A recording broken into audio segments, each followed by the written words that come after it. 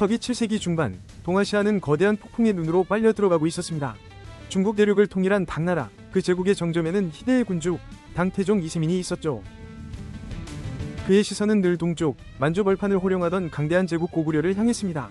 당태종에게 고구려는 반드시 넘어야 할 마지막 관문이자 자존심이 걸린 문제였습니다.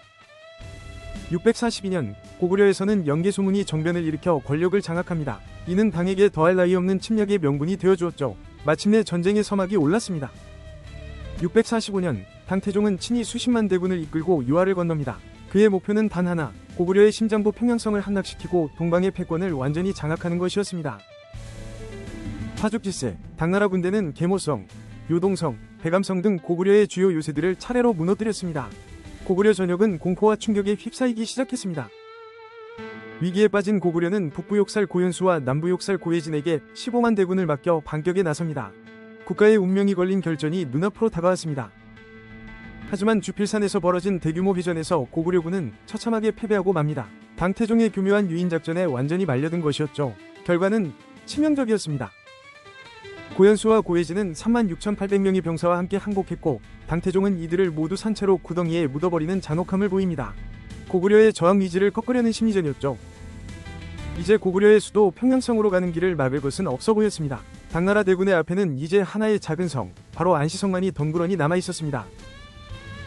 당태종은 안시성을 가볍게 여겼습니다. 요동의 다른 큰 성들도 모두 함락시켰으니 이 작은 산성 하나쯤은 문제도 아니라고 생각했죠. 하지만 이것은 역사상 가장 치명적인 오판이었습니다. 안시성의 성주는 어떤 인물이었을까요? 놀랍게도 삼국사기를 비롯한 정사에는 그의 이름이 기록되어 있지 않습니다. 우리는 그를 그저 안시성주라고 부를 뿐입니다. 다만 기록에 따르면 그는 영계소문의 정변에 반대하여 복종하지 않았다고 합니다. 영계소문이 직접 공격했으나 함락시키지 못해 결국 성주의 자리를 인정해 주었다고 전해지죠. 중앙 권력에도 굴하지 않았던 강직한 인물, 바로 그가 당나라 수십만 대군에 맞서 고구려의 운명을 짊어지게 된 것입니다. 그의 어깨는 얼마나 무거웠을까요? 당태종은 항복을 권유했지만 안시성주는 단호히 거절합니다. 성벽 위에는 굳건한 고구려의 깃발만이 휘날렸죠. 작은 성의 침묵은 그 어떤 외침보다 더 큰 저항의 표시였습니다. 분노한 당태종은 총공격을 명령합니다. 성을 함락시키는 날, 성 안의 남자는 모두 죽이겠다. 황제의 분노는 하늘을 찔렀고 당나라 군대는 파도처럼 성벽으로 밀려들었습니다. 하지만 안시성의 저항은 상상을 초월했습니다. 당나라 군대가 성벽을 부수면 안시성 사람들은 즉시 목책을 세워 방어했습니다. 그들의 손발은 쉴 틈이 없었죠. 당나라가 포차로 돌을 날리면 고구려군은 그물을 던져 막아냈습니다. 당나라가 성벽을 기어오르면 끓는 물과 불화살로 맞서 싸웠습니다. 처절한 공방전이 계속되었습니다. 안시성주는 마치 신들린 듯한 지위를 보여주었습니다. 적의 공격을 미리 예측하고 가장 취약한 곳에 병력을 배치하며 당나라 군대의 예봉을 번번이 꺾어버렸습니다. 하루에도 6에서 7차례의 맹공이 퍼부어졌지만 안시성은 결코 무너지지 않았습니다. 당태종의 얼굴에는 점차 초조함과 당혹감이 어리기 시작했습니다. 어느 날 밤, 당태종은 안시성에서 닭과 돼지 소리가 들려오는 것을 듣습니다. 이는 성 안의 군사들이 식량이 충분하여 잔치를 벌이고 있다는 뜻이었죠. 심리전에서도 밀리고 있었습니다. 안시성주는 심지어 기습작전도 마다하지 않았습니다. 날랜 병사들을 이끌고 성 밖으로 나와 당나라군 진영을 교란하고 빠지는 전술로 적들을 끊임없이 괴롭혔습니다. 당태종이 직접 입었던 황제의 깃발 근처까지 고구려 병사들이 접근하는 아찔한 순간도 있었습니다. 황제는 자존심에 큰 상처를 입고 더욱 분노에 휩싸였습니다. 시간은 흐르고 계절은 여름에서 가을로 접어들고 있었습니다. 요동의 추위는 뼛속까지 파고들기 시작했고 당나라군의 보급선은 점점 길어지며 위태로워졌습니다. 이대로는 안 된다. 조급해진 당태종과 그의 참모들은 마지막 수단을 동원하기로 결심합니다. 그것은 바로 공성전 역사상 가장 무모하고 거대한 작전이었습니다. 그 작전이란 안시성 동남쪽 모퉁이의 성벽보다 더 높은 흑산을 쌓아 성을 내려다보며 공격하겠다는 것이었습니다. 이름하여 토산작전이었습니다. 기록에 따르면 이 공사에는 무려 연인원 50만 명이 동원되었다고 합니다. 밤낮 없이 흙과 나무를 실어 날랐고 흑산은 하루가 다르게 높아져만 갔습니다. 안시성 사람들은 공포에 질렸을 겁니다. 자신들이 지키는 성벽 위로 거대한 산이 솟아오르는 광경은 그야말로 절망적이었을 테니까요. 하지만 그들은 포기하지 않았습니다. 안시성주 역시 대응에 나섰습니다. 그는 토산에 맞춰 성벽을 더욱 높이 쌓아 올렸습니다. 성 안에서는 또 다른 치열한 사투, 즉 높이의 경쟁이 시작된 것입니다. 60일간의 대공사 끝에 마침내 토산이 완성되었습니다. 산 정상은 안시성 성벽보다 몇 길이나 높아 성 안의 모든 움직임이 손바닥처럼 훤히 들여다보일 정도였습니다. 당나라 장수 부보개가 정예병을 이끌고 토산 정상에 주둔했습니다. 이제 공격 명령만 떨어지면 흑산을 타고 단숨에 성 안으로 쏟아져 들어갈 수 있는 상황이었죠. 안시성의 운명은 경각에 달렸습니다. 모두가 끝이라고 생각했던 바로 그 순간 정말 믿을 수 없는 일이 벌어집니다. 하늘이 고구려를 도운 것일까요? 갑자기 거대한 토산이 스스로 무너지기 시작했습니다. 60일간 급하게 쌓아올린 구조물이 자체 무게를 이기지 못하고 붕괴해버린 것입니다. 그런데 여기서 반전이 일어납니다. 토산이 하필이면 안시성 쪽 성벽을 덮치며 무너졌습니다. 성벽 일부가 파괴되었지만 동시에 무너진 흙더미가 성 밖으로 나가는 거대한 길이 되어주었습니다. 이 절호의 기회를 안시성주가 놓칠 리 없었습니다. 그는 수백 명이 결사대를 이끌고 무너진 성벽 틈으로 뛰쳐나가 순식간에 토산을 점령해버립니다.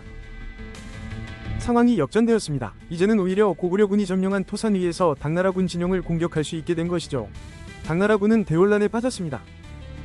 토산의 책임자였던 부보개는 이 어처구니없는 사태에 책임을 지고 참수당했습니다. 당태종은 눈앞에서 벌어진 광경을 믿을 수 없다는 듯 망연자실했습니다. 고구려군은 점령한 토산 주변에 참호를 파고 불을 질러 당나라군의 접근을 막았습니다. 3일 밤낮으로 이어진 격전 끝에 고구려군은 토산을 완전히 확보하는 데 성공합니다. 이것으로 승패는 결정되었습니다. 88일간의 길고 처절했던 안시성 공방전은 모두의 예상을 뒤엎고 안시성의 승리로 막을 내렸습니다. 때는 이미 9월 18일, 요동에는 혹독한 겨울이 찾아오고 있었습니다. 군량은 떨어지고 병사들은 지쳤으며 더 이상의 공성은 불가능했습니다. 당태종에게 남은 선택지는 오직 철수뿐이었습니다.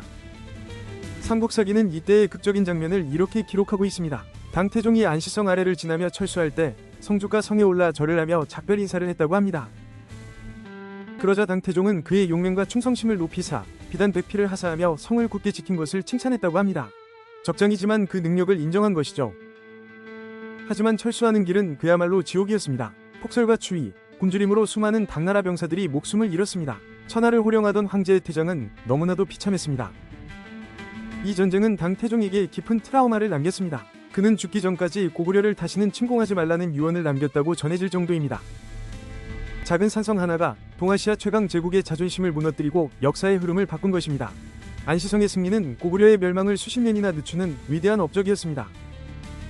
그렇다면 이 위대한 영웅의 이름은 정말 알려지지 않은 것일까요? 후대의 소설에서는 그를 양만춘이라는 이름으로 부르기도 합니다. 하지만 이는 역사적 사실과는 거리가 있습니다. 중요한 것은 이름이 아닐지도 모릅니다. 이름 없는 영웅으로 남아 절체절명의 위기에서 나라를 구한 그의 꺾이지 않는 의지와 용기, 그것이 우리가 기억해야 할 진짜 역사일 것입니다. 안시성의 기적적인 승리는 고구려에게 잠시의 평화를 가져다 주었습니다. 하지만 제국의 내부에서는 서서히 균열의 조짐이 나타나고 있었습니다.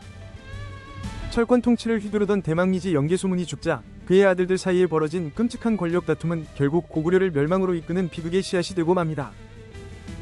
외부의 거대한 적을 막아냈지만 내부의 분열로 무너져버린 고구려. 그 마지막 이야기는 과연 어떻게 펼쳐질까요? 다음 편에서 그 비극의 역사를 따라가 보겠습니다.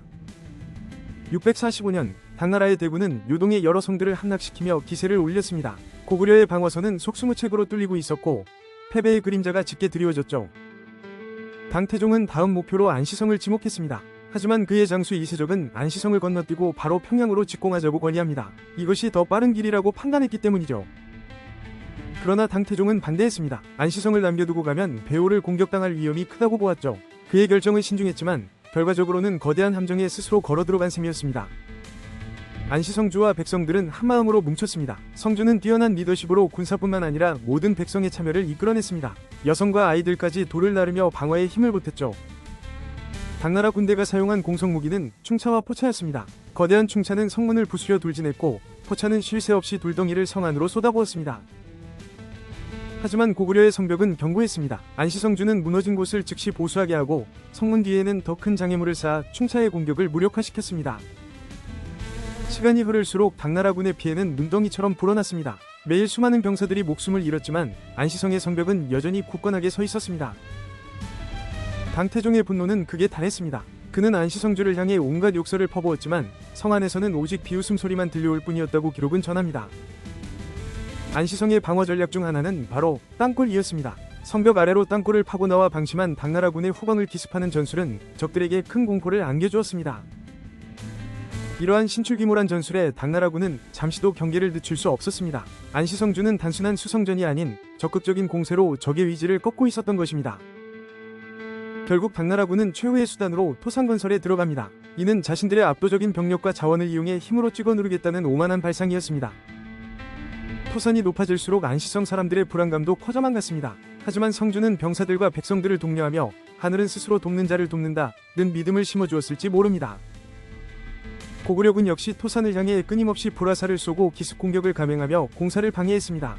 단 하루도 편히 흙을 쌓을 수 없도록 적을 괴롭혔죠. 토산 붕괴라는 극적인 사건은 단순한 행운이 아니었습니다. 계속된 비와 불안정한 지반, 그리고 고구려군의 끈질긴 방해 공작이 어우러져 만들어낸 필연적인 결과였을 수 있습니다. 토산이 무너져 성벽에 길을 낸 것은 위기이자 기회였습니다. 당나라군이 혼란에 빠진 그 짧은 순간 안시성주의 결단력은 빛을 발했습니다. 그는 주저없이 역습을 감행했습니다. 당나라군은 자신들이 만든 산 위에서 오히려 공격당하는 황당한 상황에 직면했습니다. 공들여 쌓은 탑이 한순간에 자신들을 겨누는 칼이 되어버린 셈이죠. 이 패배는 당태종의 군사 경력에 지울 수 없는 오점으로 남았습니다. 그는 수많은 전투에서 승리한 명장이었지만 고구려의 작은 성 하나를 넘지 못했다는 사실에 평생 괴로워했습니다. 안시성 전투의 승리 소식은 고구려 전역에 희망을 안겨주었습니다. 당나라 대군을 물리칠 수 있다는 자신감은 고구려인들의 가슴에 다시금 불을 지폈습니다. 안시성주는 일약 고구려 최고의 영웅으로 떠올랐습니다. 영계소문조차 함부로 할 수 없는 백성들의 절대적인 지지를 받는 존재가 되었을 것입니다. 하지만 역사는 때로 잔인합니다. 안시성의 위대한 승리에도 불구하고 고구려는 결국 23년 뒤 나당연합군에 의해 멸망하고 맙니다. 무엇이 문제였을까요? 강력한 리더였던 영계소문의 사후, 그의 아들 남생, 남건, 남사는 권력을 두고 서로 다투기 시작했습니다. 이 내부는 외부의 적보다 더 무서운 것이었습니다. 결국 맏아들 남생은 당나라에 투항하여 길잡이가 되었고, 이는 고구려 멸망의 결정적인 계기가 됩니다. 안시성주가 막아냈던 외부의 적을 내부의 배신자가 불러들인 셈입니다. 한 사람의 영웅이 지켜낸 나라도 내부의 분열 앞에서는 허무하게 무너질 수 있다는 것, 이것이 안시성 전투가 우리에게 던지는 또 하나의 교훈일지 모릅니다. 당태종의 철수 결정에는 또 다른 이유도 있었습니다. 신라가 당의 후방을 교란할 수 있다는 우려와 설현타와 같은 북방민족의 위협도 무시할 수 없었기 때문입니다. 안시성에서의 패배는 단순히 군사적 손실을 넘어 천하의 중심이라는 당나라의 자부심에 깊은 상처를 남겼습니다. 이는 주변국들의 대당 외교 정책에도 영향을 미쳤죠. 안시성주의 이름이 역사에 남지 않은 이유는 무엇일까요? 혹자는 그가 영계소문의 정적이었기 때문에 의도적으로 기록에서 삭제되었을 것이라 추측하기도 합니다. 하지만 그의 위협은 사라지지 않았습니다. 안시성의 이야기는 오랫동안 사람들의 입에서 입으로 전해지며 나라가 위기에 처했을 때마다 저항의 상징으로 기억되었습니다. 오늘날 우리가 양만춘이라는 이름으로나마 그를 기억하려는 노력 역시 이름 없는 영웅의 위대한 희생을 잊지 않으려는 후손들의 마음이 담겨있는 것이 아닐까요? 수십만 대군에 맞서 단 하나의 성으로 나라를 지켜낸 기적. 안시성 전투는 한 명의 위대한 리더와 꺾이지 않는 공동체의 위지가 얼마나 큰 힘을 발휘하는지 보여줍니다. 이세민이라는 거대한 파도에 맞서 고구려라는 방파제를 지켜낸 안시성주. 그의 이야기는 우리에게 진정한 용기가 무엇인지 묻고 있습니다. 이후 당나라는 전략을 바꿉니다. 대규모 정벌 대신 소규모 부대를 이용해 고구려의 국경을 끊임없이 약탈하고 괴롭히는 이른바 소모전을 펼치기 시작하죠. 이러한 지속적인 공격은 고구려의 국력을 서서히 갉아먹었습니다. 안시성 전투는 큰 승리였지만 전쟁은 아직 끝나지 않았던 것입니다. 오히려 더 지독한 싸움의 시작이었죠. 그리고 당나라는 새로운 동맹을 찾아 나섭니다. 바로 한반도 남쪽의 신라였죠. 고구려를 남과 북에서 동시에 압박하려는 거대한 외교 전략이 가동되기 시작했습니다. 안시성의 영웅은 이 변화의 흐름을 알고 있었을까요? 외부의 위협이 더욱 교묘해지고 내부의 분열이 삭트는 동안 고구려의 운명은 서서히 기울고 있었습니다. 안시성의 기적은 고구려를 구했지만 영원히 지켜주지는 못했습니다. 결국 제국을 무너뜨리는 가장 큰 적은 언제나 내부에 있었기 때문입니다. 영계소문 사후 그의 아들들은 어떻게 권력을 나누었을까요? 형제간의 칼부림이 어떻게 700년 제국을 멸망으로 이끌었는지 다음 이야기에서 그 비극의 전말을 파헤쳐 보겠습니다.